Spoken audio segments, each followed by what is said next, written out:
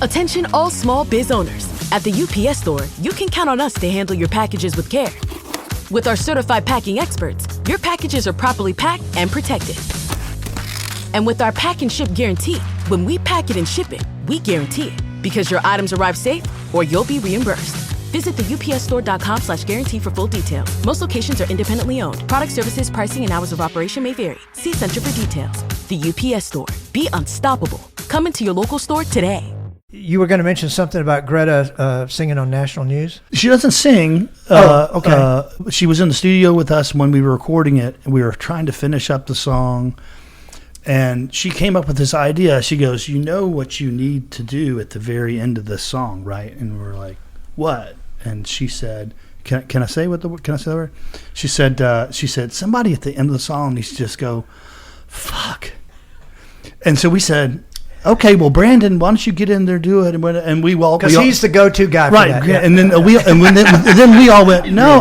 We all went, "No." You know what makes sense is for you to say it, just because of it. Just needed to be a female to say it, basically, and her specifically. And so she didn't know what to do. She goes, "What do I do?" We go, "Put these headphones on, go out to that mic out there, and just say it whenever you feel like you need to say it." And Brandon kind of coached her a little bit. Did he? Like helped her? And also our friend Mark Wyatt plays keyboards. Oh, that's right, Mark Wyatt. Our friend Mark Wyatt from the Windbreakers and what's his other band? Great Plains. Great Plains. Plays keys on that song. But she just went out there and waited until the perfect moment, said the word, and we were just perfect. But what was even more funny was that we were trying to be all artsy and everything about it. Mm-hmm. And she was the one that said, "Man, forget all that stuff. You just need to go in there and just say how you feel." And we were like, you're right. Hey, this is Dennis Black, and welcome to the Black and Wyatt Records podcast. This week, host Mike McCarthy talks with Johnny Norris, Chris Gafford, and Brandon McGovern from the band Your Academy. The guys talk about their 2021 Black and Wyatt LP release, as well as their second album called Number 2 Record, recorded at Hi-Lo Studio. And here's one of the new cuts by Your Academy called Our Star.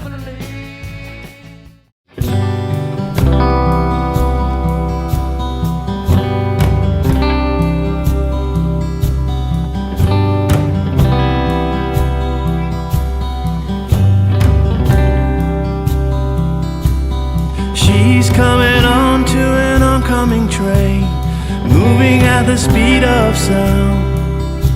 Her thoughts betray in the songs that I'm playing here in her hometown. Just a few little ditties in Max's Kansas City, Union Square, NYC. The first night of 3, this is where I will be, pimping out Radio City. Your life may be right, but our star is big. We'll always be their little secret, a neon beacon of light in spite of you and me. We were ready to roll with all my soul when she started to ask this of me. What's a feudalist heart? Is that your art? And why are you so condescending? I started to answer and then I remembered my reputation preceded me. So I told her get lost and brought the sauce to the end of In the Street. Your life may be right, but our star is big. We'll always be their little secret, a neon beacon of light in spite of you and me.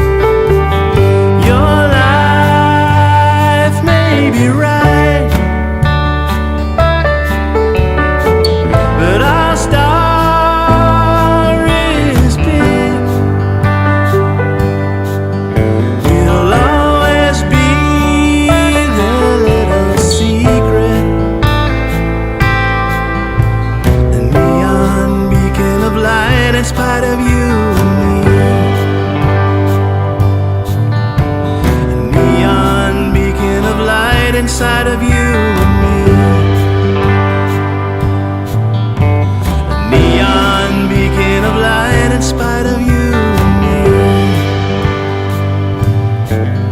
A neon beacon of light inside of you and me. Johnny, this is your project. Yeah, I think so. Yeah. I think we may all do some separate side things. Do you do solo things? Sure. Yeah, sure. Yeah. I'm in 2-3 other bands, of course. Yeah. Chris plays in other bands. Got one coming up at the end of this month. Yeah, But they're all along similar lines, all right? Or are they radically different? You said you're always doing the same. I think Chris probably is the one guy in the band that's probably the most country. I play in a bunch of country bands. So I was spot on with the country remarks. Yeah, I lived in Nashville for a while, so that I didn't know that. Okay, yeah. You know, my thing is more outside of your academy. I think my thing's probably a little bit more folk oriented. Johnny's really into the neo stuff. Dan's into the neo stuff. What's the neo? Oh, just a lot of the new pop, a lot of the new rock type stuff. I mean, I'm not really as much on that as you guys are. You know, of course, they got Walrus. The long-running Walrus, and, which is college. So would you rock. call like Teenage Fan Club neo, or is that too old to be neo? They're the forerunners of neo. I guess, They're right? the oldest of the neo. They're probably the 90s, they're the founding class. Yeah, the 90s is now the yeah. I mean, Generation X is becoming like the baby boomers. Yeah. Right. You know, we're.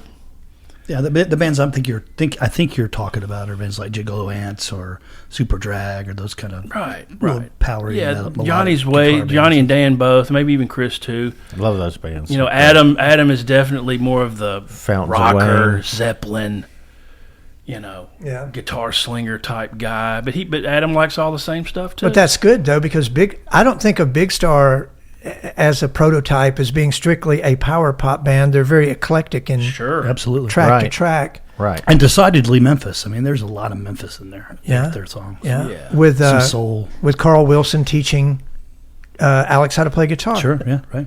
Yeah. Do you meditate on things like that a lot, like rock history when you're writing, or like something that may be playing in the background, does that influence your melodies or your arrangements? I would think certainly that a lot of Johnny's lyrics, and I can give you some specific examples where just like a lyric or a phrase will take me somewhere, and I'll say, okay, I'm going to draw here. That you're listening to on Spotify or something? Maybe not necessarily that, but just something that I'm a fan of. Heaven Knows is a very, very good example of. That's the first song we ever wrote, I think. That's the first song we ever wrote, and there's a line in that song that mentions Chris Bell. So I would say that particular song is very much a Chris Bell influenced the changes and a lot of what's going on there. And of course, once the band got a hold of it, it even went further. Which sort of period of Chris Bell? Or definitely number one record. Mm-hmm. And some of the solo stuff too. Some of the I Am the Cosmos. Sure. That song is kind of like somewhere in between I Am the Cosmos and like I'm the Walrus. There you go. Well, let's play Heaven Knows and then talk about it when we come back. Sure. Sounds good. Dressed up in your Sunday best, waiting for the worst. Melancholy loneliness, your friend will be but first.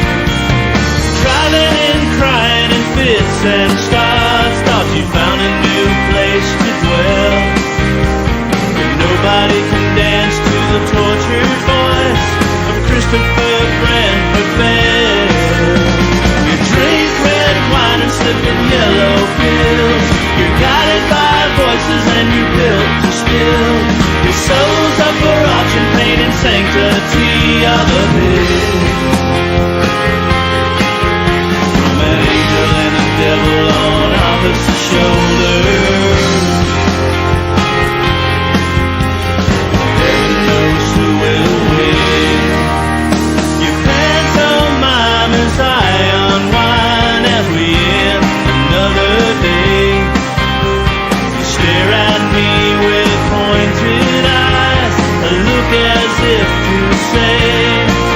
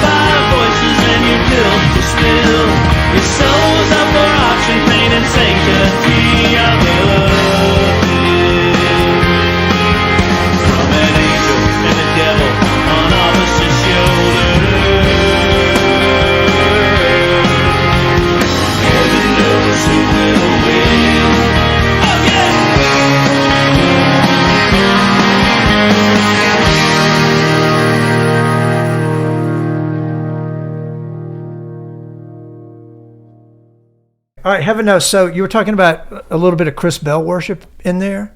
Sure. So I'm sorry. Go back again. Now it's your words. Are you crying? No, I'm trying not to burp. Oh. Into the microphone. Your words, melody. Who did what? Who did the arrangement? My, I know you're sharing everything. my word. sort Yeah, of. my words. Heaven yeah. Knows is another great example too of. I mean, it's my chord changes. It's Johnny's words. You know, we kind of had the song. I don't know. We had the shell of the song, but the band really took that one under its wing. You know, there's dual solos. You know, Chris plays a solo, Adam plays a solo. Dan, our drummer, Dan Shoemaker, our drummer, he's kind of our secret weapon. You know, he's Jody Stevens and he's John Bonham and he's who else? Ginger Baker. All those guys rolled up into one guy, and he came up with And alive. yes, thankfully. But he came up with some cool. There's a big stop in that song. Ooh, chimes. There's a big stop in that song where everything decays and the guitars are going. And that was Dan's idea. Mm-hmm. So, yeah. That one was fun to write lyrically because if you notice that we name checked Chris Bell, Driving and Crying, Guided by Voices, and Built to Spill all in that one song, which was And, you know, that was kind Johnny- of fun. Right, I right. put little Easter eggs in songs. You know, It's fun. Johnny's really good at throwing out all these little subliminal references in all the songs, you know, for all the pop goobers to latch on to. That's a you good know. name for a band. Pop, Pop goobers. Yeah. Johnny's very good at that. You know? I am a pop goober. Is that like a nerd? Yeah. There's another song, too, on the second album. It's more of a country sort of rave up, swing kind of song, you know, and there's a line where he references a Paul Westerberg song. Okay. So That's my favorite band. deep down, I hate to incriminate myself, but deep down, you know, I was like, okay, I'm just going to rewrite Waitress in the Sky. And But you guys could never be as sloppy as the Replacements. Oh, no. those days are over. We'd have to go back 30 years. We could do it then, but not now. Oh, was sloppy the old Yeah. days? Don't- Sloppy but good? Well, it was this, Yeah. as I raised my beer. Yeah. What were you doing in the 80s? You were listening to the Replacements, I guess. Oh, yeah. Yeah. And you're younger than me. So I'm 53. I'm 62. So, yeah, you guys. I was listening to REM and the Connells and Sure. all those kind of jangly But you were like college bands. young teenage. Yeah. Yeah. High school. Yeah. But you were already on top of the so-called Southern rock with Athens scene and I thought so. I would sneak into the Antenna and see Driving and Crying play before Really? they were the big before they were all ages yeah, shows. before they were rock band. All right. I've Yes. seen Driving a Crime play so many times. I had to talk my way in past Rebel. Rebel. Yeah. What do y'all like so much about Driving and Crying? But they were very eclectic. They were very powerful, and man, I They're don't really know. a country band, quite frankly. They were a country band, but I tell you what, I can't tell you how many times I've seen them. I've seen them at least 15 or 16 times, and every single dadgum time I've seen them, they've just like melted my face. In Oh, yeah. Memphis. Never a bad show. Yeah. I mean, Never, they were ever. just so great, so consistent, so seamless. You know, it's just, I don't know. Why don't y'all play together? But we've tried. Yeah. We've tried to open up for them a couple of times. Yeah, Yeah. sure.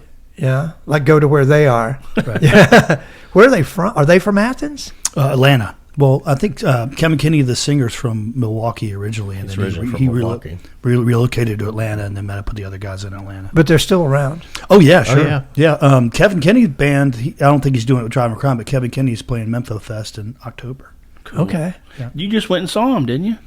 Driving Crime. Yeah. Yeah, I did Didn't see them you? recently. They played at Roosters on the Strip probably 3 months ago. Yeah. Yeah. Okay. All right.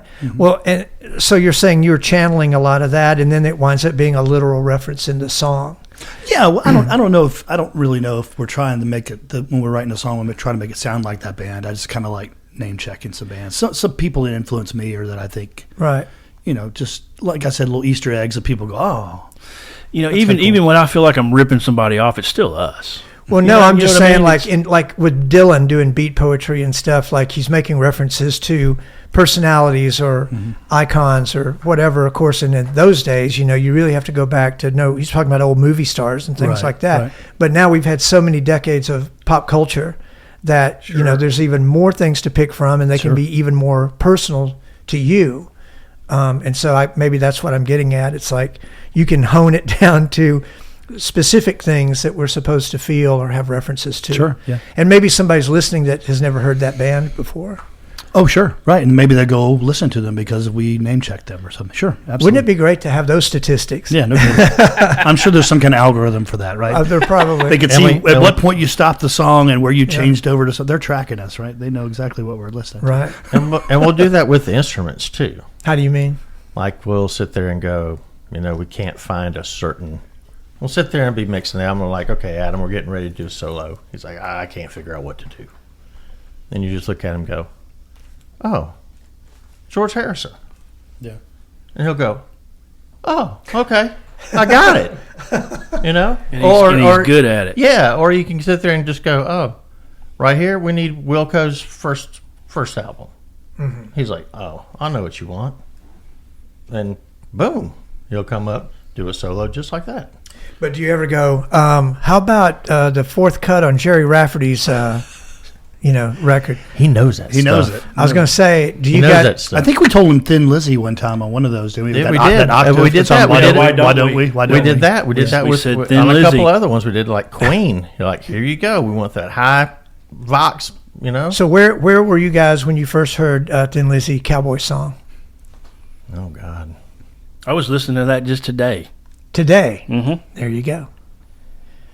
Because that's a country song that tries too hard and winds up being a rocker. Right. Or maybe it's a rocker that wants to be a country song. But but he mentions way down south in Texas, I think. He kind of gets it wrong, but he's Canadian. So, right. you can allow that. Do you guys, listen to a lot of the stuff from the 70s and romanticize it even more so because you were just way too young to... Did your parents take you to 70s shows? I should ask. My very first concert was Elvis at the Coliseum. In 74? That was 6 or 5. Mm-hmm. Wow. Mine was Kiss in 79. So you made it. You made it. That was my second concert. Here's what's funny, if that's the word you want to use. I mean, the 50s was kind of the genesis, the 60s was kind of the renaissance, the 70s was kind of the peak, then you had the 80s, and then the 90s was what we just got through talking about. But the way I see it, we really cut our teeth in the 70s, really. True. Really. Literally. I mean, yeah. I mean, the 70s, in my opinion, anyways, for whatever it's worth, I really think... In your humble opinion. My humble opinion, I think the 70s was the best. Yeah. That was probably the toppermost of it. The toppermost to the poppermost? It trickled into the 80s, and there were videos and all this kind of stuff. And then the 90s was kind of Generation X's take on what we'd all grown up with. It's just that our bands kind of missed the boat, Well, we could have made it. I had a pop band in the 90s called the Rockroaches, early 90s, and we played the Pyramid Club, the Antenna, Decadence Manor. Oh yeah. God, what else? North End, Sure. Epicenter, Loose End, whatever it might have been called at the time. Right. And we kind of imploded around 93, but I was doing comic books and then I was doing movies, and I thought the 90s were like a big garage sale where you could just take anything from the 20th century and Cuisinart it together and, come out with something that generally was above the heads of most everybody, because in the 70s they were really into sort of the 20s or the 50s. In the 80s they were into the 60s. But by the time you get to the 90s, again, you could just sort of make anything you want. If you're in love with the 20th century, which I've always been. I'm glad that I spent 30-something years there, Right. Yeah. It's funny, when the songs we've written, I always thought of them as kind of being kind of 90s types of songs. But for some reason, every time I read a review of our songs, they always name check or refer us to 70s bands. Really? Yeah. Who was the recent one that you were like, I don't see it? Was it Fleetwood Mac? Mac. Fleetwood Mac. I was like, really? What? What's your favorite Fleetwood Mac song or album? Oh gosh, I like Tusk. Whatever Tusk is on, that's my favorite song. That would be Tusk. There you go. Thank you. I am personally very much enamored with Christine McVie. Mm-hmm. I mean, I like all those guys were great, but there's something about her. I don't know what it is, but I just love her songs. She seems to have been gobsmacked more than anybody else in the band, like the presence of something like, soul deep. Like she was the one that kind of didn't get too affected. It didn't seem like by everything that was going on. She, her and Lindsey Buckingham sort of kind of kept it together, going through the 80s or whatever. Well, she's writing about sleeping with the roadies. I guess that's keeping it together. I guess. I don't know. Whatever works. I never, my girlfriend and I listened to a lot of, I guess the derogatory term is yacht rock. Oh, sure. But it's not, I think they should come up with a different term. And Will Sexton was talking about how only, in this way of listening to like a Steely Dan record, for instance, that cost $200,000 to make, or some huge production that had a Hypnosis cover that took hundreds of thousands of dollars, and then you go to a thrift store and buy it for $1. Yeah. It's like the greatest bargain on earth, and hopefully kids are doing that. But maybe I'm out of touch, but I don't see kids in clubs trying to spit out those kinds of smooth rock stuff. Well, those kind of intricate playing styles. Yeah. Which, again, goes back to the 70s credo. I think it's definitely dying. Which part? Everything we're talking about, I think, is definitely dying out. I mean, but the ability to kids to play and be prodigies and all those things are still with us. Sure. But they don't go into the deep cuts of listening to, I don't know, like some of the stuff we've been listening to lately. Like Jerry Rafferty, and I just started watching a documentary on him, and I didn't know about all the 60s bands he had been in and all the stuff, and it just love him. One thing we've been doing lately is listening to Jay Ferguson's Thunder Island, right? So then I have to go back and remember that he was in Spirit, right? And then by going back into Spirit, which I had one album of, the one that has all their faces, puzzle piece faces, I didn't know anything about Randy California. Do you guys know about Randy California? He was the guitar player in Spirit who met Hendrix at a record store when he was 15, and that's when Hendrix was Jimmy James. Do you know about this guy? This is new to me. But Randy California put out four albums that he still called Spirit, even though they were really solo albums. And I'm about to get into that stuff because he's like he's not like a Frank Zappa sort, but he's definitely in that West Coast crazy guitar player. You want to say something about Randy California? No. You're right on. I don't know yet how right on I am because I haven't delved. But you've delved. I think he's no longer with us. He drowned. Yeah. Saving his son. Yeah. Drowned in the ocean. Yeah. Yeah. But he was fairly prolific. Very much so. And couldn't stop making records. The thing is, it's like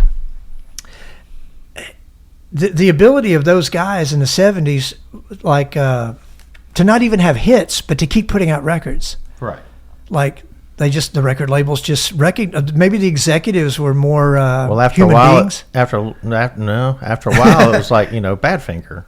They had a bunch of hits at the beginning, but then later on down the road, right, didn't have that many hits, but they kept pumping out albums. Right. Until their untimely demise. Right. What are your thoughts on Badfinger? They're one of my favorite bands of all time. One of the greatest of all time. Yeah.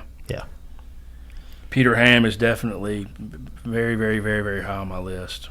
Yeah, they're probably the saddest story in all of rock and roll. Other than Big Star. Well, kind of goes with it, Yeah. They're kind of in the same boat. They played shows together. Did they? Yeah, up in New York. Okay. Didn't they steal their stuff too? I think somebody stole one of the vans. It was either Big Star's van or Badfinger's van. Somebody stole. So they had to swap and use equipment and stuff like that.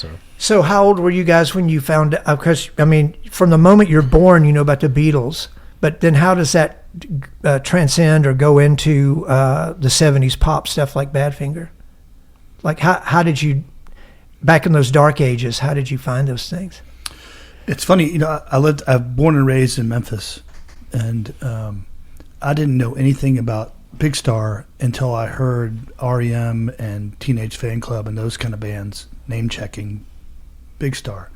And then I think from Big Star, I probably then started learning about Badfinger, quite frankly, because I was just like this epiphany. This is great. Well, would you go into Shangri-La and ask for an opinion on something, or Sound Warehouse back then, Sound Warehouse, or Peaches. Cats, or Peaches, Peaches. Peaches, quite frankly, or what was it? Pop Tunes down on Pop Union, Tunes, on oh, Poplar man. and Poplar. Yeah. I used to love going in there. I missed Pop Tunes. I moved here in '84, Okay. but my roommate George and I was in the Rock Roaches. I was in the Rock Roaches with him. We would go to Sound Warehouse and get the new Replacements albums. Mm-hmm. So we got Pleased to Meet Me Yeah. at Sound Warehouse. I remember the night we got it. And, of course, there's a song called Alex Chilton on it. Right.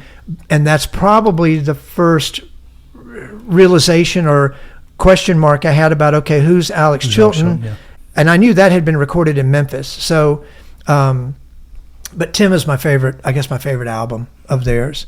That remaster or that remix of Tim that Ed Stasium did is amazing. The box set? Yeah, it's amazing. That remix of it. I haven't listened to that enough. That's pretty cool. But there's no shocker on it, though, is it? Or was it shocking to you the way it sounded differently? I think it just markedly sounded better. Yeah. The remix of it was just amazing to me. Yeah. How's Marky Ramone or Tommy Ramone going to do you wrong? Right. He knows what he's doing, right? They waited for Tommy to die, Right. so they could remix the Mix it back record. up, probably so. But when you're listening to Alex Chilton by the Replacements, was that also an early indication, or of like maybe you were connecting that to Big Star, or is that still before you knew about Big Star? That was about the time I knew about Big Star. I'd learned about Big Star before I heard them do Alex Chilton, luckily. But that came out in '87, and then it's still another 3, 4, 5 years before the Missouri Big Star reunion. Yeah. But then Weevil, or from my memory, started playing Big Star. Like one night, Weevil played a live New York Big Star show, club show, and I recorded that because I was very curious. And at this point, I knew that you might see Alex Chilton at the Antenna if you're lucky, and so we did that a couple of times. He came into the mail. I worked at the mail center across from Zinnies East. And do you guys ever go in there? Of course, yeah. But Chilton came in one day and to send a package to his girlfriend in London, and I wound up like, saying no charge, like it was records, just a package of records. And so we talked a little bit, and I told him I enjoyed Big Star, and it was just like a cool conversation, and that was it, right? And so then we went to the Antenna to see him one night, and I had to give him like a Rock Roaches cassette. Mm-hmm. And he kind of just, maybe you shouldn't talk to anybody before they play. You should wait till after. I don't know, with you guys, maybe it's the same. But he just acted like he's not interested, didn't really want to talk to me. And I thought, well, that's what I get for trying to push the angle too hard, which was a technique I would use for the next 30, 40 years. But as I'm walking away, he goes, "Hey, you're the guy at the mail center." It finally clicked, right? Right. Yeah. And I'm like, yeah. And so then we talked a little bit further, and it was more on that level, like, I remember you. But who knows what the hell happened to that cassette tape. If it had been Paul Westerberg, it would have been right out the bus. Door, right? Yeah. He would sit here, hold on to the tape, and then he would have pulled the tape out. Pulled it out of there. Yeah.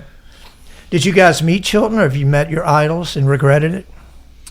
I never met Alex Chilton. Me either. Yeah. Mm-mm. I know a lot of people that have met him, that knew him. Mixed opinions there, but I'm pretty sure Alex passed the beer test, right? He passed the beer test, Well, it had to have been hard to be him.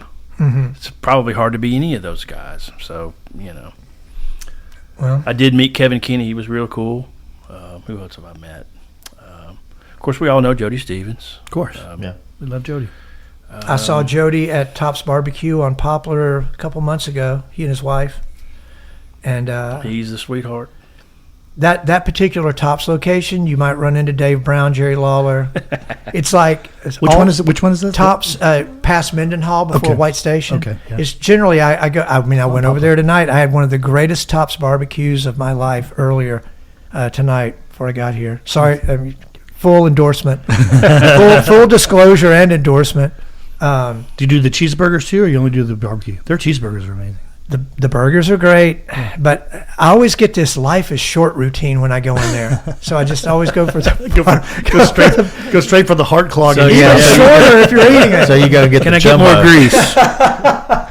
So you get the jumbo. Yeah. And sometimes if the staff is in a good mood, they'll upgrade you to a jumbo, which you really don't need that at all. But or extra fries or something. Yeah, no human really does. Right? It's like and that's when I realized they see me too much in here. It's like they know me by my face and they're upgrading me. Sorry, and that's why I needed the coffee when I came in to fight the barbecue.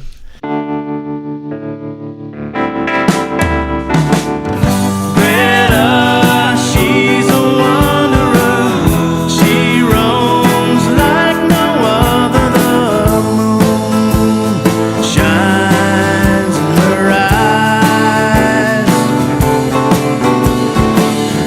Good times will always find her. Her clarity is kinder. It was only a matter of time. She took a shine. Greta, she's a ponderer. Her dreams are like no other. So many things are on her mind. She's got a weight upon her. Her scars a hard reminder. It was only a matter of time till she took a shine.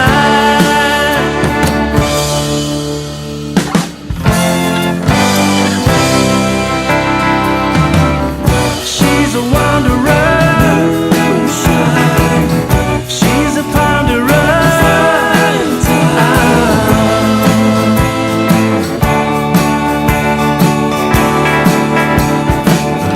Greta, she's a lover. Her heart is like no other. Just gaze into her eyes and take a shine. And that was Greta by Your Academy. I keep wondering, it's like, are you guys like still going with Your Academy? That's your future, right? That's your thing. You're not going to change names, reform.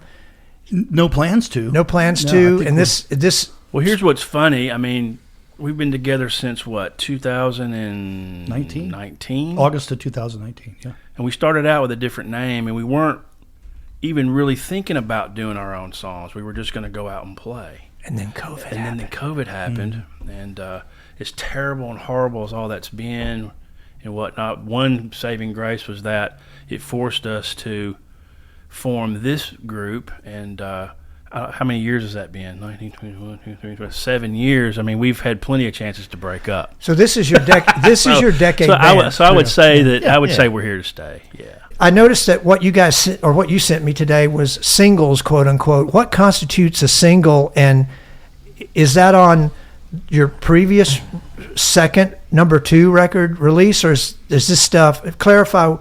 Are you working on a new thing, or is that the stuff that we're listening to right now? What is so it? we put out 2 full-length records. First one is self-titled. The second one is number 2 record, which is an homage to Big Star, obviously. Yeah. Each of those 2 records had 2 singles that we kind of released before the album came out. We would put one song out and then put another song, and then you'd release the whole record, right? Yeah. I think we've kind of come around to the new way of thinking in the streaming world that people just don't put out really albums. You know, it seems to us like people are trying to get content out all the time, putting something out. So Well, you want to put out something physical, though. we do, and I think what we've decided to do is just start putting out songs on their own, and then when we kind of get to a critical mass, put them on a vinyl or a CD and then release it. Maybe put out 5 songs and then we'll add 5 and make a record out of it. So we're now kind of in the mode now that we put out 2 records. We're in that releasing singles mode, I think. And of course, let's face it, this is an expensive hobby. Yeah, right. So and I hate to point this out, but it's only the truth. I mean, if we had a little bit more means, it might be a little bit different. But Chris, that guy, the man to my right, he had a studio set up when we first got started, and unfortunately he lost his space. So we gravitated over to high-low recording, which was totally cool. That's a great studio.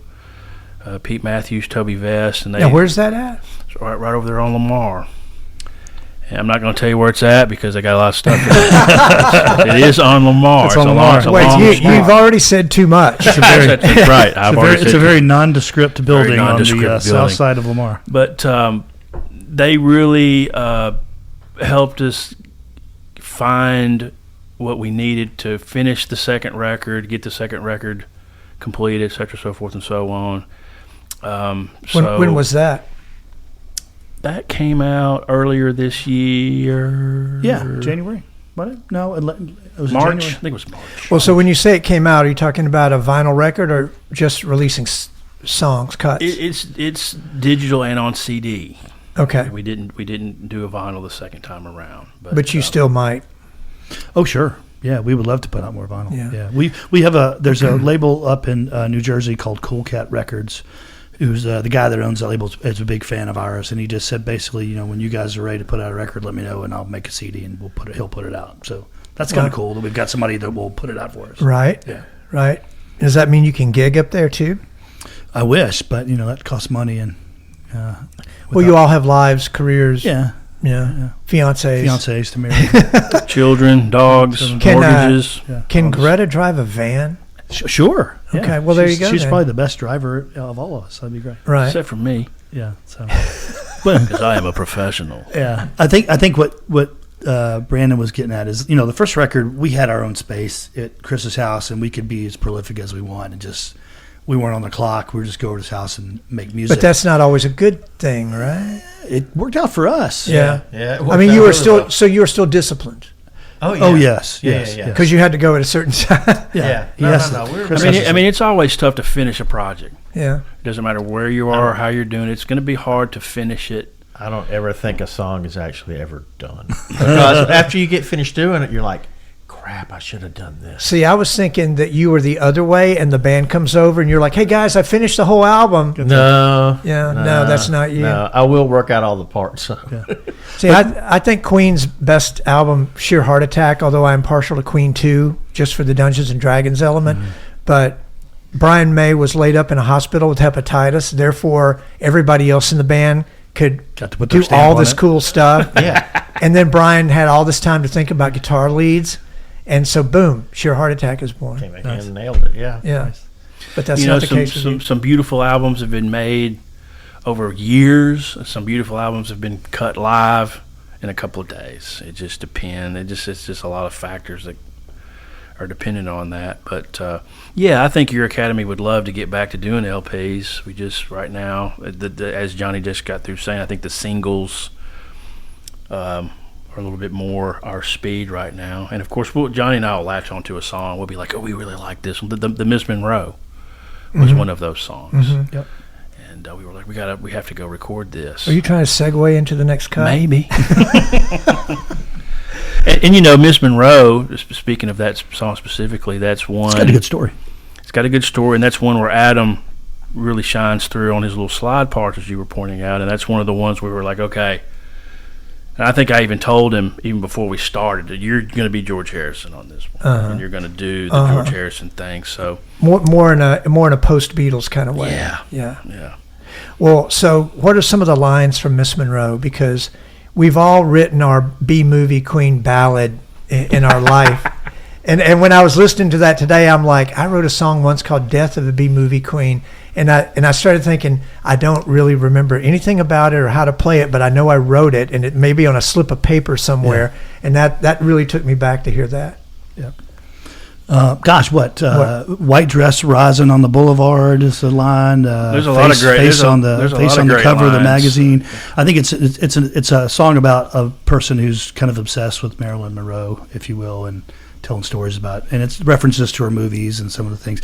And Brandon's got an interesting story. His father is somewhat of a Marilyn Monroe aficionado. And that's what inspired the song. My dad wrote a 600+ page book about Marilyn. Right, and the thing that got it started was this movie called My Week with Marilyn, which is Eddie Redmayne and Michelle Williams. So it's a good movie. I know about that. The premise of this movie is she's doing the Prince and the Showgirl. Yeah. With Sir Laurence Olivier, right. And this guy's a key grip or something like that. Apparently, his story is that they fell in love. He's English. I think so. Yeah. So. The funny thing is that I'm pretty sure I had mentioned to Johnny and all these guys about my dad's book, and the book did real well. My dad got a lot of attention. I did make a whole lot of money. Wait, what's it called? It's called Murder Orthodoxies, and what it is throwing shade on all the lies, all the BS, the Kennedys, all this stuff that really isn't true. Okay, he researched it for like 8 years. Huh. Right. So, anyways, to make a long story short, all this is effervescing. Right, and so one day, Johnny hands me these words, and I'm reading it, and this song could almost be about this movie. That's how strange it was. So I remember the day, it was in 2020. It was one of the earlier ones. And I remember sitting at the piano, Miss Monroe, beating out the first part of it. That's all we had. So down the road, Johnny's like, man, we need to go back and listen to some of these other ideas and stuff that we've got. And he sends this to me. I'm like, oh, dude, that's good right there. So we finished it. And it just went from there. And but you knew that his dad had written the book. Yeah, that was kind of the inspiration for me to kind of write something. Did you read? I didn't read the book. He just Brandon's stories tell me about this. I was just kind of intrigued by the story, and I'm going to just write something. It's always intriguing to me when a Memphis author takes it upon himself to write something, that normally some pompous author from somewhere, New York, would write about, only have the authority to write about Marilyn Monroe, but then here comes this Memphis dude writing about and then you too. In an effort to debunk all the other crap. That's I mean, you could see people writing songs from anywhere, but books, I mean, my God, you know. Yeah. And then, was it criticized, the book? Or was it? Oh, really? Oh, yeah. Yeah. Nobody wants to hear, everybody wants the salacious stuff. That's what they want. And, my dad, my dad makes a pretty good case. He makes a pretty good case, and I know this is not popular, but he makes a pretty good case. She fell. That, very much like Elvis, her and Elvis have a lot in common, that she went inside her room and she did it. Either she did it on accident or she did it on purpose because she was ready. The overdose. Okay. And like I say, you'd have to read the book, but there's all this conspiracy stuff. I mean, we can sit around and argue about it all day long, but 99% of it is all crap. Well, instead of reading the book, why don't we hear the song? Okay, let's do it. Miss Monroe, there she goes. She's the blonde bombshell of the silver screen. I think she's got a crush on me. There she goes, Miss Monroe. Her face on the cover of the magazine. I hope she's got a crush on me. She was homeschooled by a day drinker. I'm so glad she's a free thinker. Sewn into her dress, she looks so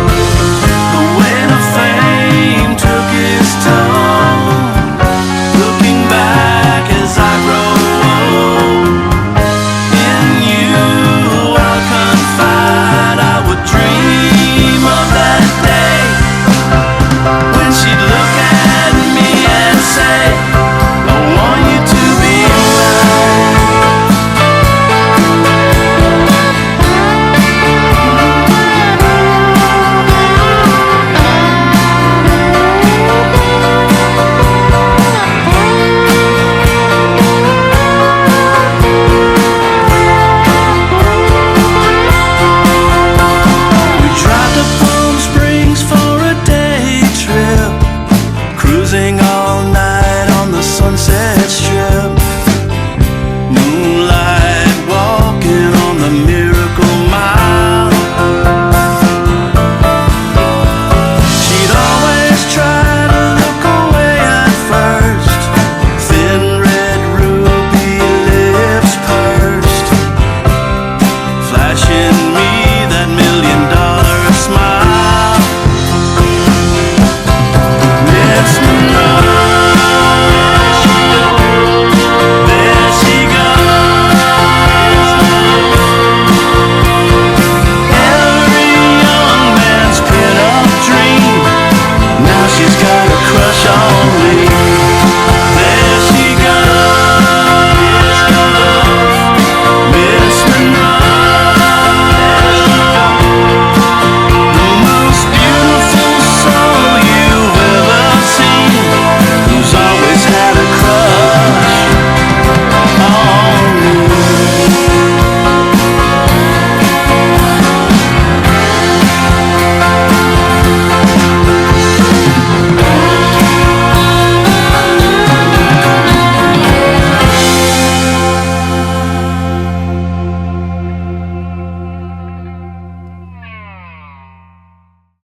So your songwriting technique or your way of doing things maybe calls a lot on obsessions.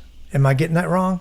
I mean that's true for anything sure. that we do artistically, Sure, right? I think so. Yeah, you got to be. I think you got to be passionate about what you're writing about. Sure. Is there anything that you ever write that's so esoteric, even to yourself, you don't even know what you're writing? It's like, okay, this isn't about my girlfriend. This isn't about Marilyn. This isn't about my car. Jeez, that's hard. I'm not Roger Taylor writing about my car. What, you know? That's right. I don't know. I think When We Dream is kind of esoteric, in a way. Yeah, I think so. Yeah, it is. Do you find there's a special quality or a different quality to the songs that you can't figure out? I mean, what? Yeah, I think the ones that are in the abstract are more. When We Dream, it's funny you mentioned that. That started because Brandon told me that he had a dream about roller skating to breakfast. I was roller skating down the street. This is a dream he had. And it was in the old neighborhood over in Nutbush, where most of my people are from, and I was roller skating down what I thought was a familiar street.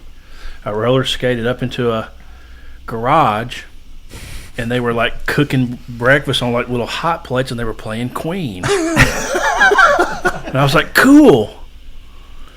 And I think I posted it on Facebook, and Johnny read it, and he wrote the song. And what's it called? When We Dream. Okay, well, we got to play this. Yeah, okay, you got to. Okay, Yeah. When We Dream. You and I were alright, because we did a dream of roller skating to a breakfast waiting, rocking out to Queen. You see, I don't think that our art is confined to the cluttered spaces in between. But if you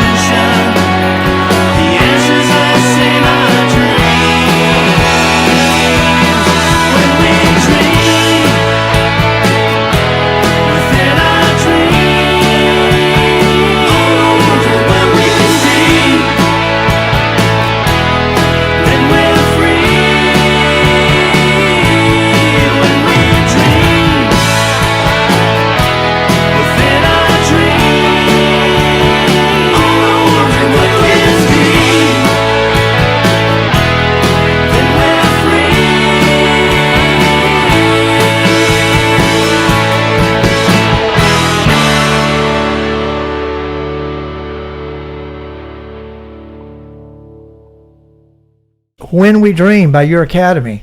Now, does this happen a lot? You have like you eat too much, maybe eat the wrong things, then you go to bed and you have crazy dreams. And Well, I've always had stuff like that, even when I was a little kid. But that involves breakfast. but a lot of it is caused by that melatonin stuff. Oh, you're on melatonin. I had to quit taking it. It takes you a while to wake up, doesn't that it? stuff, man, I don't know. You go into some kind of alternate universe or something. That stuff is weird. I talk to all kinds of people I don't know, and there's no telling what's going on. You know, that's what I think happened to Marilyn. That's right. It was a melatonin, not sleeping pills. Yeah. Is your dad still around? He is. Is he still writing? I've tried to get him to do it, but he said, "Son, I ain't doing it no more." He's like, "That's it." How old is he? He already printed 75. He already printed the truth. His dad was in a band back in the 60s, Poor Souls, is that My right? dad's a drummer and a guitar player. The Yeah. Poor Souls, yeah. In Memphis. Mm-hmm. Yeah. The Four Souls. The Poor Souls. The Poor Souls. I think they're mentioned in the Garage Band book somewhere in there. Oh, are they really? Okay. Mhm, yeah. Yeah. And And we- as a footnote, not the big guys, but Right. Yeah, I should have mentioned that. I mentioned the Poor Souls and Heaven Knows, which we heard earlier. I actually did want actually to. that's in Talent Party. Oh, sorry, Talent Party. That's Oh, Talent that's Party. right. I'm wrong. Talent Party. I want to thank you guys for not cussing the entire podcast because Thank you. it really I mean, I know you're grown men and you live in Memphis for so long. You've got a lot to cuss about. But anyway, you were going to mention something about Greta singing on national news. Yeah, well, she doesn't sing. Okay. But she was in the studio with us when we were recording it, and we were trying to finish up the song. And she came up with this idea. She goes, "You know what you need to do at the very end of this song, right?" And we're like, "What?" And she said, "Can I say can I say the word?" She said, "Somebody at the end of the song needs to just go, fuck." And so we said, "Okay, well, Brandon, why don't you get in there, do it?" And we all Because he's the go-to guy for right. that. Yeah. And then then we all went, "No." We all went, "No." You know what makes sense is for you to say it, just because of it just needed to be a female to say it, basically, and her specifically. And so she didn't know what to do. She goes, "What do I do?" We go, "Put these headphones on, go out to that mic out there, and just say it whenever you feel like you need to say it." And Brandon kind of coached her a little bit. And, Did he? Like helped her?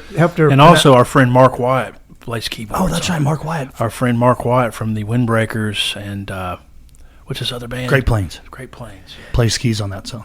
But she just went out there and waited until the perfect moment, said the word, and we were just perfect. But what was even more funny was that we were trying to be all artsy and everything about it. Mm-hmm. And she was the one that said, "Man, forget all that stuff. You just need to go in there and just say how you feel." And we were like, "You're right." And she did it. And it Well, sounded- it sounded great. I take back what I said about not cussing on the show.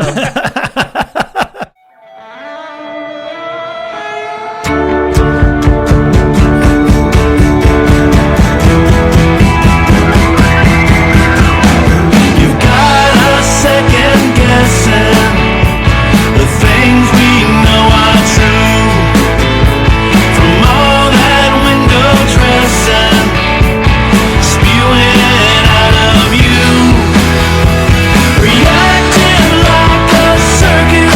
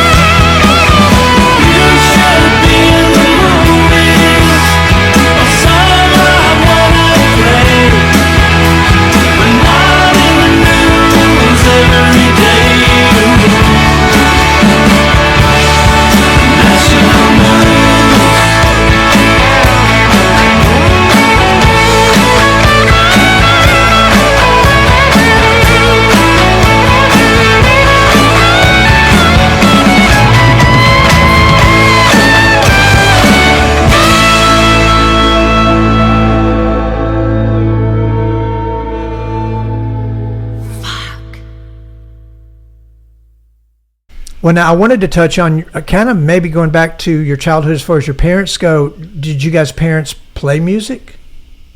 I mean, I'm just talking about yours. From the biggest musical family. Yeah, my folks, my grandparents were from Tupelo. That's where I'm from. Yeah, they were from down there, and they moved up here. You know, when my mom and uncle and aunts and everybody, when they were still fairly young. So what year? Oh God, I don't know. They moved from Tupelo to Memphis. They moved to Tupelo to Memphis, and then a few years. That takes some guts. And then a few years later, after that, the Presleys moved. After that, oh, they all kind of knew each other down there. Well, the Presleys moved in '47. Yeah. So they would have moved during the war, maybe. Yeah, probably. Yeah, right around that time. Why did they move? Just to go to Memphis. Like Vernon, they were in jail and had. No. They just had.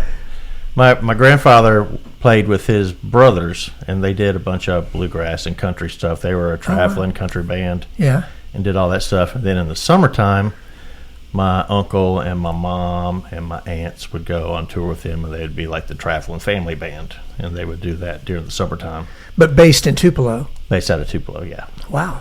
So I'd play all the little Opries and the church social gathers and all that stuff. Would they stay in the South primarily? Yeah.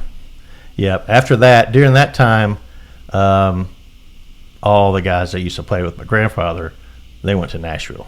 Mm-hmm. And they became the big guys. They were the session guys. They ended up doing all the session work. Like RCA people? Or? Yeah. They came in and just ended up doing all the studio work. Wow. So what was the name of the bluegrass band? They were Bill Davis. Bill Davis. Bill Davis band. Sounds like a used car lot. Yeah, exactly. That's Bud Davis. Never mind. Yeah. Wow. Okay. Yeah, they were the Davis brothers. Okay. Well, my mother and father were from I think they hung out in East Tupelo, where Elvis Presley Heights would later be called. Mm-hmm. But then I grew up out in the country, more like Baldwin. Oh yeah. I was born in Baldwin. Yeah. Grew up 6 miles from Baldwin, out in a very rural gravel road communities. And the road that I grew up on had no name, nothing. When I was about to move in the 80s and come up here to go to college, they finally gave the road a number. Yeah, you finally got a county number, huh? Road 176. There you go. And then I remember coming home early on, 84 or so, and they had paved my road. And I'm like, what, they were waiting for me to leave? Yeah. And then they had screwed around with my treehouse tree to put the road in, because you got to screw around with the trees. Yeah. And I remember having this like this nervous breakdown when I saw my treehouse tree had been butchered. Not as bad as Madison treehouse. So, okay, and what about you, Johnny? Your parents play? My father was a piano player, not professionally, but I remember growing up hearing him play around the house. Yeah. He would play like Aida and opera kind of stuff. But he loved pop music. I mean, he was a Beatles freak. I remember growing up listening to the Beatles, Creedence Clearwater, James Taylor, all that kind of stuff on 8 tracks. Yeah. I was playing 8-track tapes. Yeah, we had a Mudslide Slim and the Blue Horizon 8-track that I guess, when your dad buys a car and somebody left the 8 tracks in it. Yep. So we had a 72 Mercury Marquis, and I would listen to James Taylor, which I've never done since, but quite a bit at that point. Yeah. And then, back in the 70s, I'm probably 60s, you could buy 8-track tapes that were completely songs performed by a cover band, which was mentioned in very small type. And if you were just young and stupid enough, you thought you were buying the original versions of all the songs on the 8-track. Yeah, I've got some of that stuff on vinyl. I've got several vinyl albums that are like that. It's the karaoke version. It's not the real people. But nobody's done a documentary on that. What's wrong with that stuff? I bet we could. We're onto something. We could glorify all that stuff. Let's do it. Where are they now? Those guys that played all those records. Yeah. Would you guys listen to your parents or your grandparents and somehow know that this is what you were going to be interested in, or was it something you fought against? No, I think my parents helped me be a music fan. I still don't consider myself a musician. I consider myself a fan of music. Really? Yeah, I like songs that that I would like to. I think we write songs that we would like to listen to if we were going to listen to a song. But do you mean that playing bass doesn't come first nature to you? No, not at all. Yeah, I can relate to that. I'm still trying to figure it out. Do you have 30 years later? Do you have performance anxiety? Not anymore. No jokes here, please. Not anymore. You need to ask Greta that one. Hey-o. Okay, I wasn't going to go there. I think I did. When I first started, I did, but now it's just like, yeah, let's go. I think we're all kind of older and wiser and mature that we're pretty comfortable in our own skin. I can't remember a live show that I might have attempted to do where I did not screw something up royally. Oh, no. Yeah, of course. Every show, something happens. But, can't worry about it. Yeah. But even but then I realized, some people aren't meant to perform on stage. Like Harry Nielsen, he just wanted to not do that, and he was forced to do it early on, and you can see the anxiety is like thick, until he decides, okay, I'm not doing that anymore. Yeah. Right. What were you just saying about? Okay, so what's your favorite Creedence album or song? Oh gosh. Green River is probably my Green favorite. River. Yeah, it's my favorite song. Yeah. For sure. Why? That's the one my dad played over and over and over and over. Why? What is it about It's a great song. Green River that supersedes all other? Who knows? I mean, I don't know. It's just, people like what they like, right? That's just kind of a melody. But is it like Fogerty reaches a zenith moment, and in the and the way the song is written is also matched by the minimal production of everything as well? Perhaps, yeah. I don't know. I can't put my finger on why I like it, but that's a great song. That's another 8-track. That's another good documentary if you haven't seen it. I haven't. There's the Creedence Clearwater documentary that I think was on Apple Music or Apple TV. It's great. Another sad brother breakup. Oh, that's right. I forgot about that. Yeah. I saw Fogerty at the Live at the Garden maybe 2-3 years ago. Man, he still got it. He's amazing. Mm-hmm. He was great. Well, another thing I've been going through lately is the Guess Who. Yeah. And No Time Left for You, and all that. Yeah. And I don't know much about them because I don't have time to go down that rabbit hole. You're doing the Spirit thing, right? Yeah. I'm too busy with Randy California. That first. Yeah, that's it. But, when you can name everybody in a band, that's when you know you've reached some sort of peak moment with the experience of that group. And I couldn't tell you who the hell is in the Guess Who. I know that the singer or songwriter guy names keeps popping up, but I'm sorry, I'm not there yet. Randy Bachman. That was Randy Bachman? Yeah. Okay, it went on to BTO? He's a great songwriter. Wait, in the Guess Who? Yeah. That's him? Okay. Burton Cummings is the singer. Those guys are guy. great. Those guys are absolutely great. Well, the guitar player, it seems like he belongs in Steppenwolf or something. It's like four guys that don't quite look like they mesh together. And the other guys are just sort of like showing up as well-dressed hippies. It's so already my mind is like, okay, I don't know where to go here. Sure. At least they're not wearing shorts. That would be the 80s. Right. Thank you, 80s.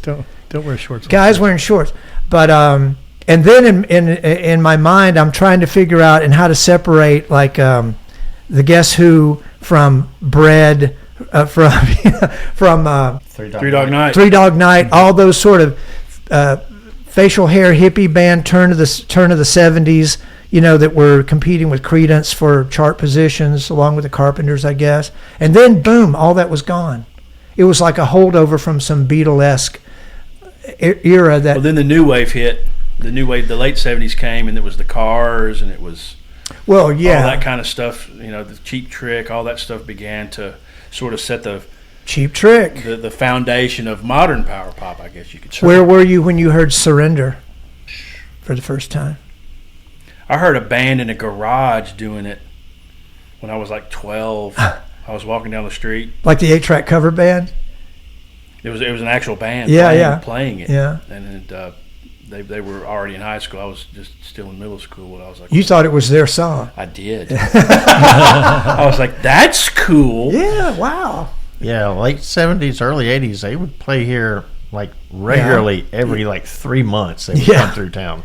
Yeah. And then there were some girls. Same with Driving and Crying back then. I saw them on the lawn at University of Memphis. I did too. Yeah. I was there. 84? Something like that. I was high school. Free concert. Yeah. Yeah. Cheap Trick? Yeah. Yeah. Sure. Yeah, played U of M for free. Yep.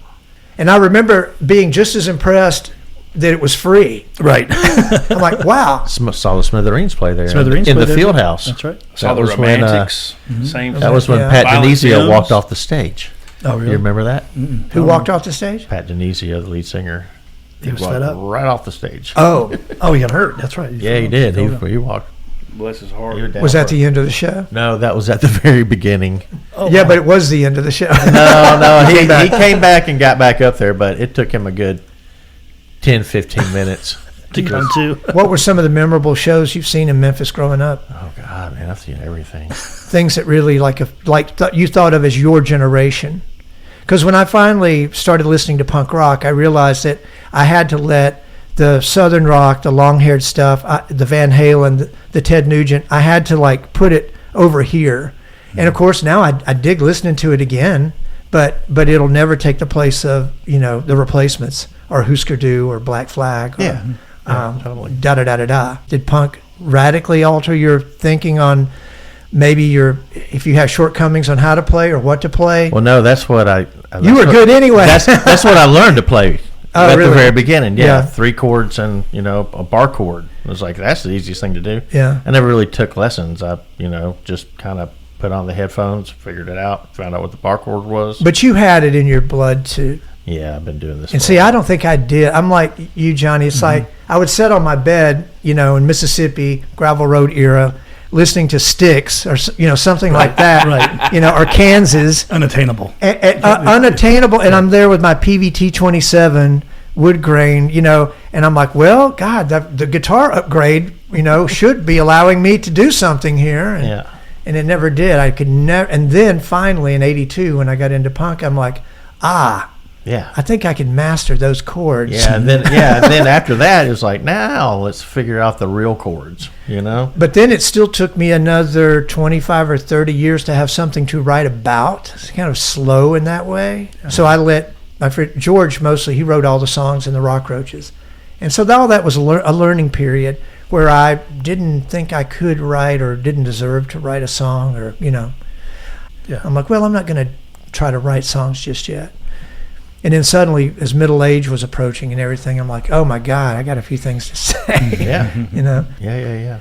But to say So that it's time to do a record. well, to say them melodically, with a hook and then a chorus and a middle eight, and it's not even just then about saying something. It's about how do I sell this to a stranger, where I don't get laughed out of a room or something. Right.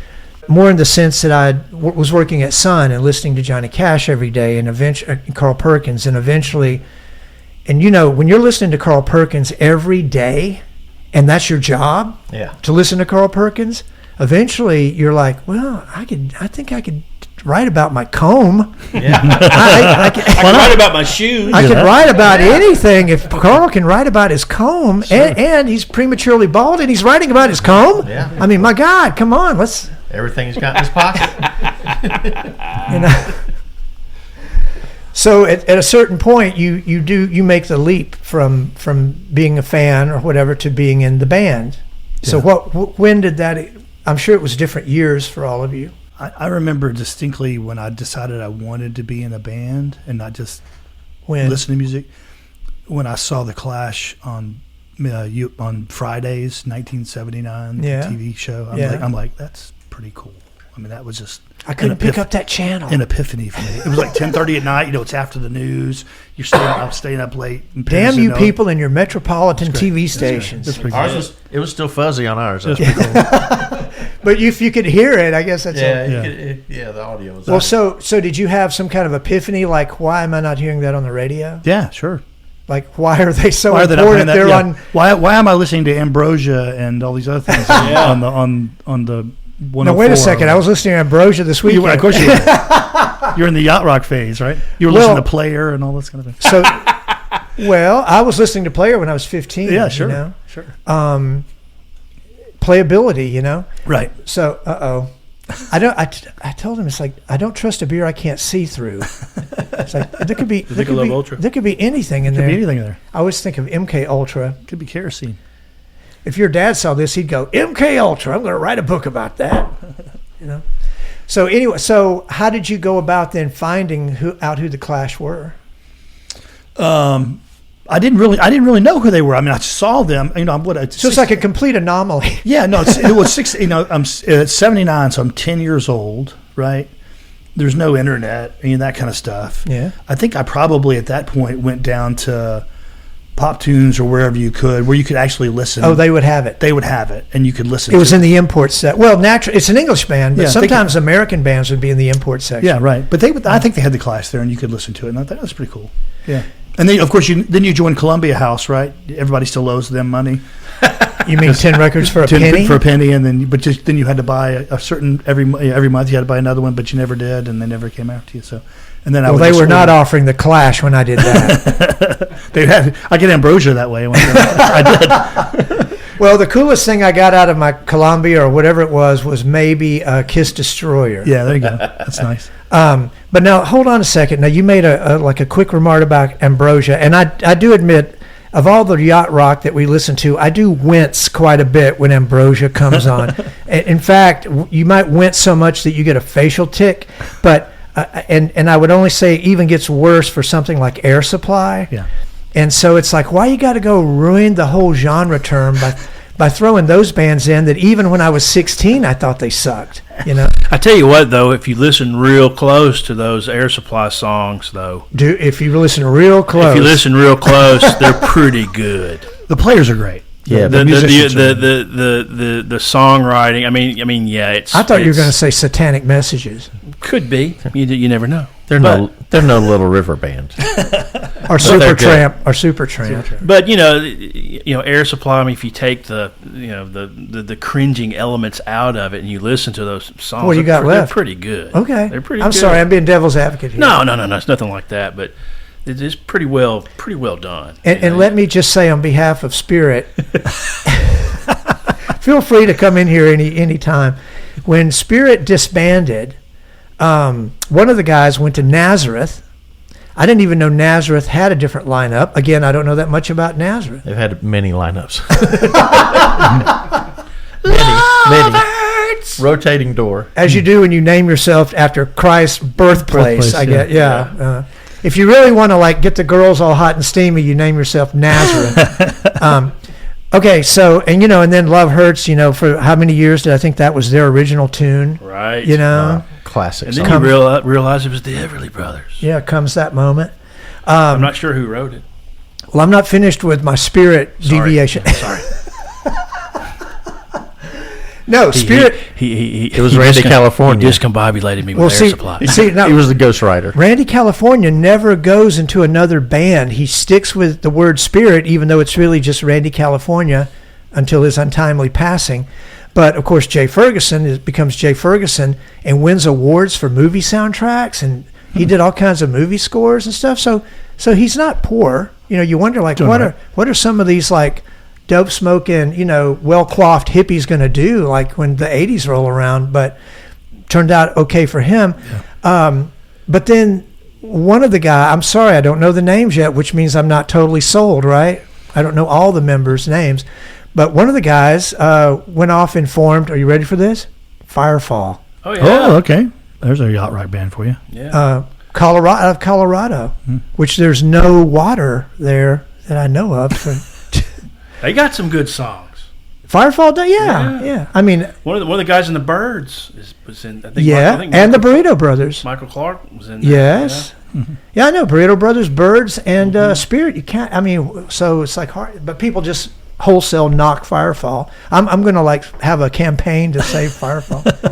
Kind of like the one to save Liberty Land. You are the woman that I've always dreamed of. It's a great song. Put my name by that one. Why don't you cover that? We should. Except put some crunchy Adam Hill guitar in it. Yeah, that'd be nice. Yeah. And then he'll sit there and go, well, I don't know what to do. And then you'll go, George Harrison. Mike's figured it out. Randy Rhodes. Your academy just needs to do a yacht rock cover. That's it. Well, remember the old days when bands would do covers for quite a while before they would catch on? Maybe you guys should do Maybe we should try that. Some people would say we still do covers. Tried and true. So what's the third album shaping up to be? What do you think, Brandon? I think it's kind of the same general vein. I think we're starting to get a little bit more not experimental. That's not experimental. That's not prog. That's not a the little word. prog. That's Well, not the hey, word. that's not a bad thing. We're broadening the genre that we're. Well, the funny thing is that 2 albums, the few singles. Johnny and I wrote 90% of those songs in 2020 and early 2021. Mm-hmm. So you're saying you've already got the material. So, well, the point I'm trying to make is that we kind of got to get back to the drawing board. Yeah, the 2 records that we're out are songs we wrote early. We're coming into the Sgt. Pepper era. Yeah, right. Sort of, where it's like, okay, we've done all this over here. To hell with Revolver. Yeah. now it's time to, Right. and like I've said, I mean, I don't think we're going to deviate too far away from what we're doing, but I do believe that things will be not a lot different, but when we get back to formulating some new songs, it's going to be different. You know what I'm thinking?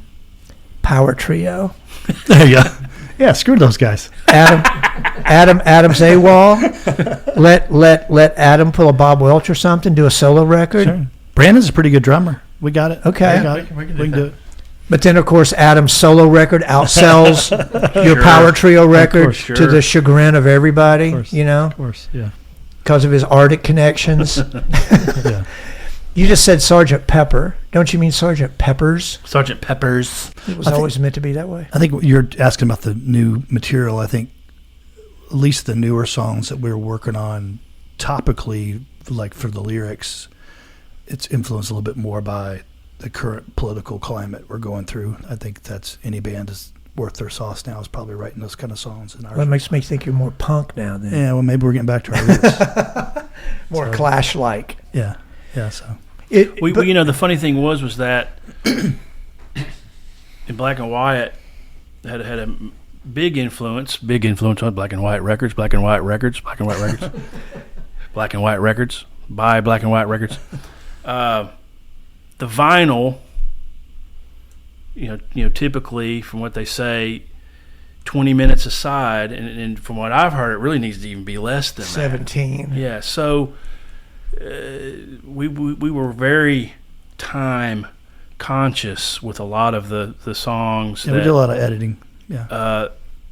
And let me just point out that I've come to see the absolute beauty, and it worked out, of a 2-minute 30, 2-minute 47. Hell yeah. 3 minutes. It's like Johnny and I have said, if you get to 3 minutes and you're still going, you're masturbating. It's time to figure out how to. The Beach Boys come in at like 2 minutes and 13 seconds. Sure, and they're brilliant. I mean, look at the Beatles, man. Look at all those brilliant songs, man. Look at Buddy Holly's great and they hits. go by, and you look at the time, 2 minutes and 6 seconds. You're like, how did they do that? So, but like Miss Monroe, for an example, it was a song where it's like, okay, we're not gonna worry about it. We're gonna let it run. We're gonna do the good vibrations. Let or it whatever. bleed. Yeah, Right. So Sometimes you go on a journey with that. We're gonna Yeah, we're gonna so- put 6 verses Sometimes in you there. can't really Yeah. chop it down like that. You But gotta do you- just let So it- my point is that we're probably not gonna completely leave that motif behind, but I can see where in the future maybe experimental might be the best word to use right now. We might experiment with doing some different things.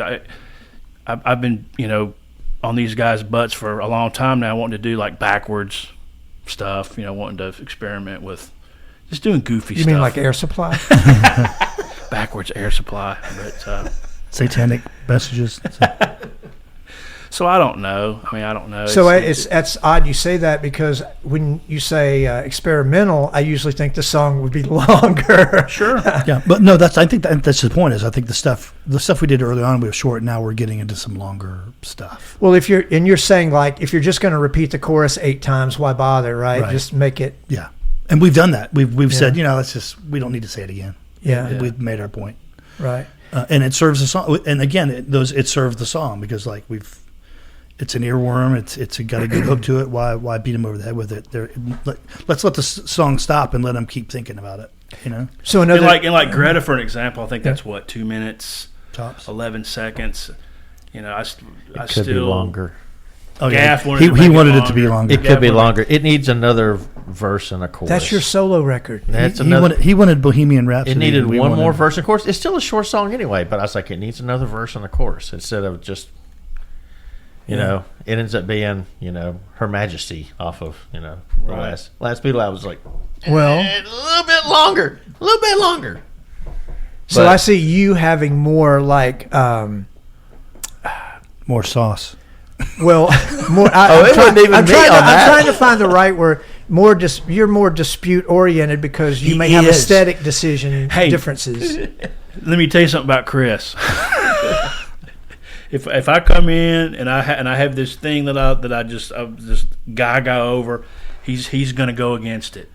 If I have something the opposite, he's going to go against. But that's Chris. That's what Chris. So when we does. end the podcast, he'll go, no, what are we doing? We got to keep going for another hour. In fact, when we were doing Greta, the day we did it, Chris wasn't inside the studio door like 6 seconds, and he was like, "Look, This needs to be longer. I need one more verse, one more chorus, and then it'll work out perfect. Do you guys ever make any Nashville jokes to Chris? or to Adam." Or Adam, yeah. Adam would The classic Nashville, Memphis. Adam like, would badmouth Nashville right along with us. Yeah. Why do you think I moved here? Yeah, he's just the opposite. He's like, I had to get out of there. I was like, I didn't have a problem So with it. you could blow their mind by writing a 2-minute song. Oh, I just love to just go there, man. I had a fun time in Nashville. Yeah. Yeah. I don't have enough connections in Nashville. Like I'll make friends and then I'll lose them.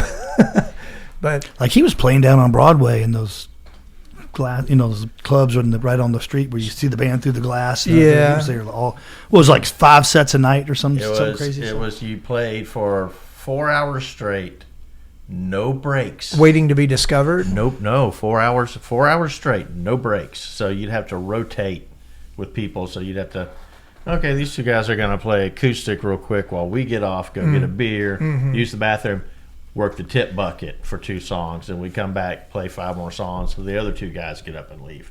You do that. Yeah. So you really so during the week, Monday through Thursday, you got $50 a man for that. No break, no nothing. Like $10 an hour. Yeah, and then on Saturday you got paid $75, or Friday and Saturday. Crowds are better.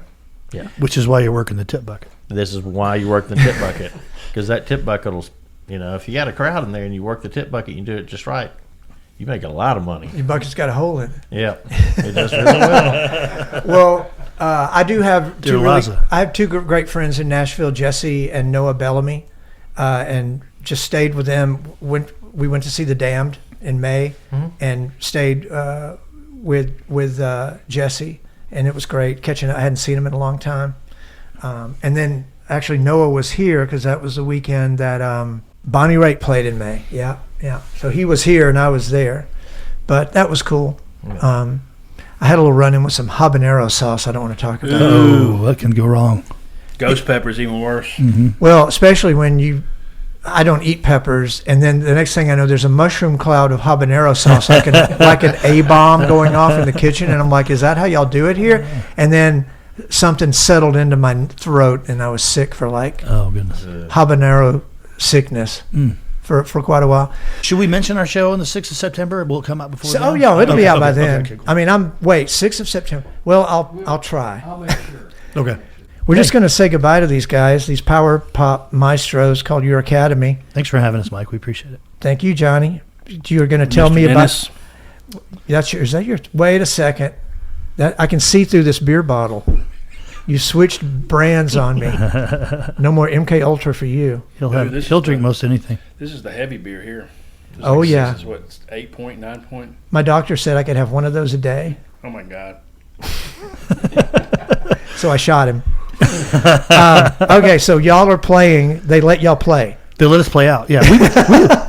I think we fancy ourselves a recording outfit, but we play live occasionally, and our next show is September 6th. It's part of the Memphis Power Pop Festival at the Overton Park Shell. Is that being promoted?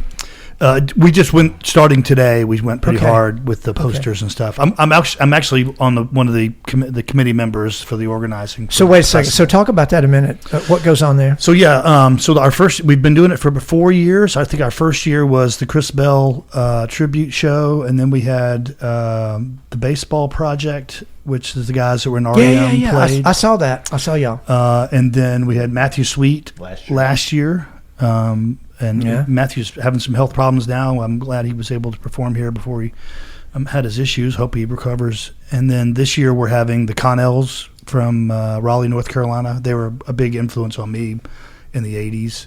And so we were happy to get them to come play. They're going to headline. And then a band called the Sonny Wilsons that I also play bass in will play after Your Academy. They're very good. They write some great songs. I just play bass with those guys, but I'm having a blast playing with them. So Your Academy starts at 5. I think Sonny Wilson's at 6, and then the Connells will go on about 7. And that's at the Shell. At the Overton Park Shell on September 6th, so the Saturday after Labor Day. It is a free event. Free show, yeah. Kind of like Cheap Trick at U of M. There you go. Free exactly. event. Is Chris Swinson in one of those bands? Chris Swinson plays with me and Sonny Wilson. So. Chris Swinson used to play with me in the Nihilistics. That's right. So many moons ago. Yeah. And we tried to make a go of it in August, and it didn't work out. Not because of him. Okay, Chris, I'll you're just right. leave it It at wasn't that. because of you. I'll Yeah. leave it at that. That's good. But tell him I said hello. I'll do that. You're Walrus.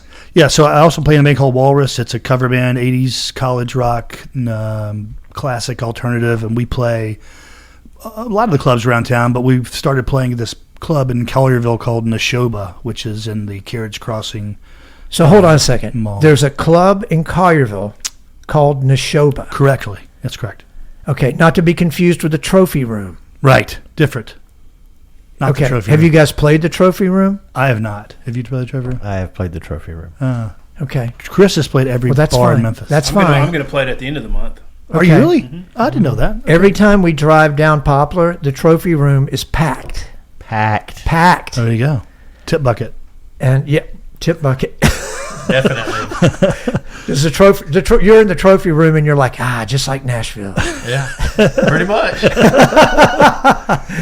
But where's Neshoba located in Collierville? Because I was trying to place it. So it's Carriage Crossing Mall. So it's Houston Levee and 385.